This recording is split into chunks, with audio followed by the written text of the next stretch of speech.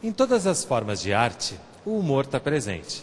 Pode ser sutil, elegante, discreto, pode ser debochado, crítico, revelador. O humor quebra barreiras, abre portas. O humor e a arte são os temas da Universidade, que está começando agora.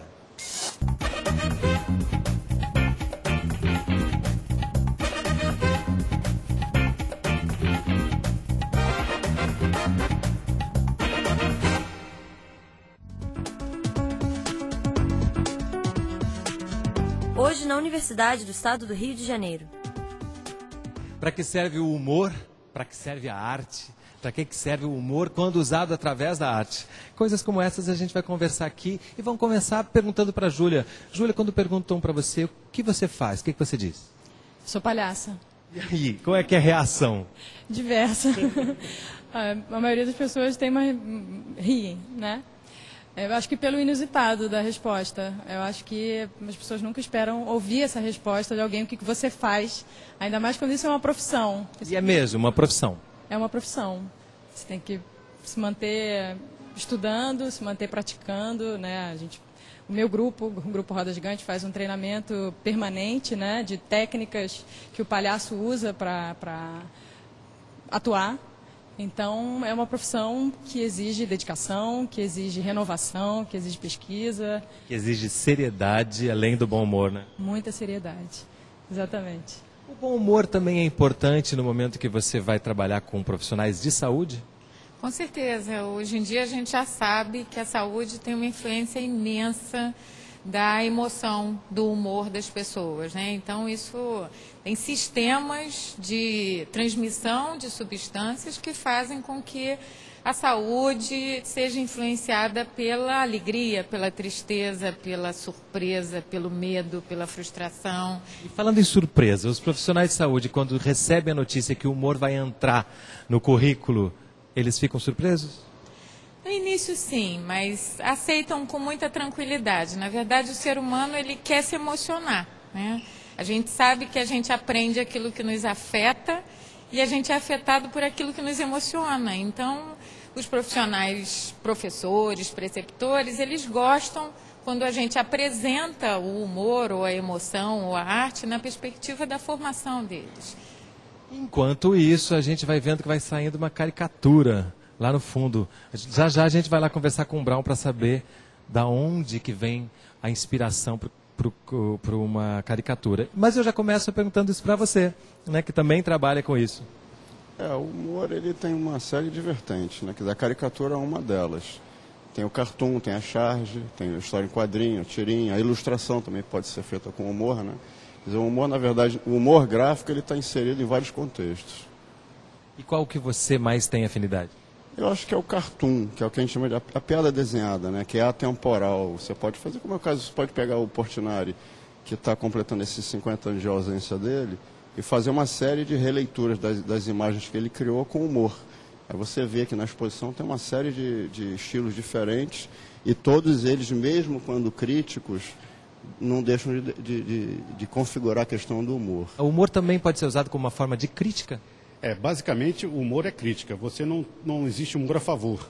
E quando você faz humor a favor, você acaba só fazendo uma peça de propaganda. E que não é a função principal do humor, que é questionar, humanizar o ser humano. Falou da presença do humor no tratamento das doenças do ser humano.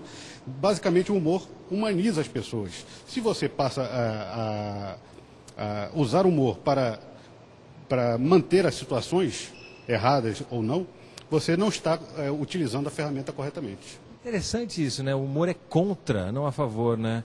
Eu gostei dessa forma de ver, porque muitas vezes a gente reage quando riem da gente, por exemplo, né? Você tem que ter a sua capacidade de rir de você mesmo. Quando você ri de você mesmo, é claro que em casa você vai ver assim, por que estão rindo de mim? Agora, se você achar que estão rindo de você só de safadeza, você vai lá e acerta as contas. Mas, basicamente, o humor é isso, é autoanálise, né? Você é o espelho. Você olha para o humor, através do humor, é o teu espelho. O que é que eu estou fazendo nessa vida? Se a classe política, as elites, levasse mais a sério o humor, talvez o país fosse um pouquinho melhor. E o que nós temos aqui?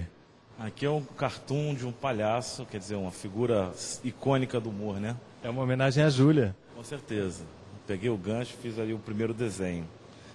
E justamente o primeiro desenho, né? Você falou, peguei o gancho, fiz meu primeiro desenho. De onde você parte, né? É possível a partir desse trabalho aqui você nos dizer qual é o seu ponto de partida? Eu costumo trabalhar com as figuras mais simples. Então eu parto sempre da figura geométrica mais simples e vou construindo em volta. Então eu tenho aqui, no caso, aqui uma figura próxima de uma elipse, e aí o nariz do palhaço. E em torno disso eu vou criando a figura, vou compondo a figura. Mas tem outras maneiras de fazer. Na verdade, essa aqui é uma delas. Alguns colegas trabalham com outros tipos de estrutura. Então, eu vou fazendo dessa maneira e vou compondo a imagem. Na verdade, é uma construção. Historicamente, as caricaturas, as charges, estão sempre ligadas ao humor, e como falou o Amorim, sempre numa posição crítica, contra. Eu lembro, por exemplo, de uma que eu gosto muito do Veríssimo, das cobras, que uma cobra chega para outra e diz assim: será que um dia os cientistas vão conseguir explicar o universo? Aí a outra responde: certamente, mas só para os outros cientistas. E é o que a gente tem hoje, né, muito nesse mundo acadêmico, né, uma linguagem muito científica, muito fechada, apenas para os iniciados. A linguagem imagética, ela abre, né, de uma certa forma isso. Para que a gente entenda, por exemplo, a língua portuguesa ou qualquer língua, é preciso que nós dominemos um código, senão a gente não tem acesso. Com a imagem, não. A imagem você não precisa dominar um código, ela vai te impactar de uma maneira ou de outra. Imediatamente você já reconhece, né? Exatamente. Então é uma comunicação muito mais direta, muito mais fácil. Agora, é uma comunicação que pode comunicar, inclusive, conhecimento, ciência. Aí a gente passa para a rua, né? Quando a gente sai à rua, a gente está sofrendo a influência de imagens o tempo inteiro. Como é que entra o grafite, o humor e a arte nessa história? O grafite, ele acaba sendo uma voz popular, né? Vamos dizer assim. Os grafiteiros são pessoas do povo, pessoas que têm uma visão peculiar, né? Vamos dizer assim, da cidade. E eles usam os muros para poder estar expressando isso e de alguma maneira estar descontraindo um pouco com a realidade cotidiana. Eles se tornam um reflexo, né, popular e estão sempre, vamos dizer assim, atenuando um pouco a vida urbana, tentando dar um novo tom, uma descontração maior. E ao mesmo tempo lutando contra preconceitos, né, para poder exercer a sua arte, né? Totalmente, porque muitas vezes as pessoas querem qualificar o grafite ou diminuí-lo, né, porque ele é uma expressão mais espontânea e também mais acessível, tá nas ruas, não tem uma formalidade, vamos dizer assim, só que ele, através dessa própria limitação que colocam, ele torna isso um fator para crescê-lo, né? Para que ele possa superar isso, estar em contato direto com as pessoas e ainda estar na academia também. Superação, né? Ele falou para superar. Superação é uma coisa que você encontra constantemente quando você trabalha, por exemplo, com humor dentro de um hospital? Sim. Quando a gente consegue se comunicar e rir junto com o outro numa situação adversa, né? Como, por exemplo, estar internado num hospital, né? No caso das crianças que a gente encontra, isso é uma superação já, né? Porque a gente consegue se comunicar com o lado saudável daquela pessoa, né? Seja mãe e tal, naquela situação adversa da criança, isso já é uma superação. Então, no próximo bloco, mais sobre arte e humor e uma nova caricatura aqui, ao vivo, no nosso programa. Não sai daí, a gente volta já.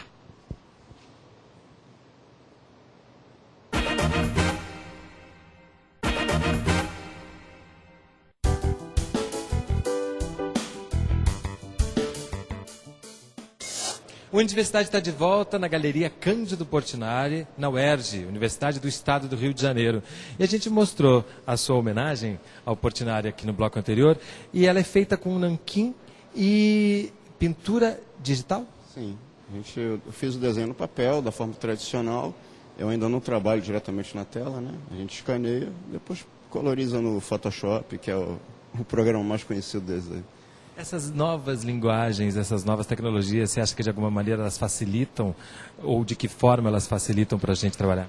Facilita bastante. Na verdade, a gente tem que olhar o computador como uma ferramenta de trabalho, né? Que as pessoas têm uma ilusão de achar que o computador trabalha sozinho, né? Tem que ter alguém comandando a máquina, né? Então, na verdade, o computador só acelera o processo. Porque você, para pintar, é muito legal fazer pintura tradicional, com acrílico, com guache, mas às vezes, para jornal principalmente, é muito melhor você trabalhar no computador. Você ganha em tempo, ganha em qualidade também, é muito mais rápido, né?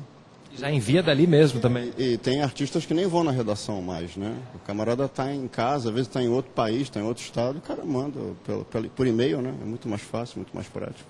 Do mais tecnológico ao mais artesanal, a gente vem aqui para o Amorim, que fez uma caricatura que eu não estou entendendo de quem é. Isso aqui é alguém que está aqui nessa sala, que eu não sei quem é, porque foi uma coisa bem rápida, né? A única coisa que eu reconheço é o microfone. Exato. Então, mas o que eu quis mostrar aqui, porque que eu falei que o humor seria só crítica.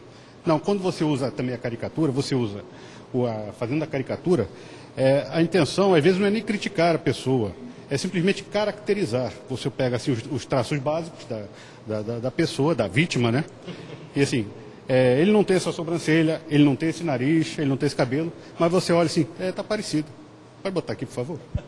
Né? Seria mais ou menos isso. Caricatura, você caracteriza a pessoa, você tenta dar o perfil psicológico, se você conhece a pessoa há anos ou de uma hora para outra, e você tenta passar isso através de traços, desenhos, imagens. O processo é sempre o mesmo, né? Você passa para o leitor o que você está achando naquele momento.